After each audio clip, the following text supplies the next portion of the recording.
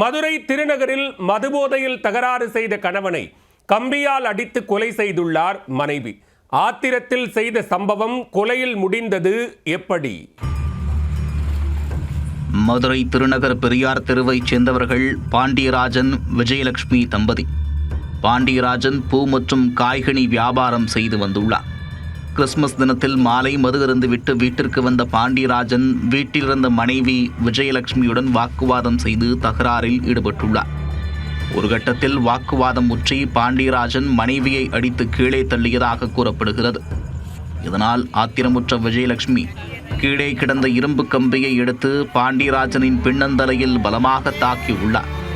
இதில் பலத்த காயமடைந்த பாண்டியராஜன் மயங்கி கீழே விழுந்து சம்பவ இடத்திலேயே உயிரிழந்து விட்டார். இந்த சம்பவம் தொடர்பாக திருநகர் போலீசார் சம்பவ இடத்திற்கு வந்து விசாரணை மேற்கொண்டு இறந்த பாண்டியராஜனின் உடலை மீட்டு விசாரணை மேற்கொண்டனர். அதனைத் தொடர்ந்து மனைவி விஜயலட்சுமியை கைது செய்த போலீசார் அவரை மகளிர் சிறையில் அடைத்தனர்.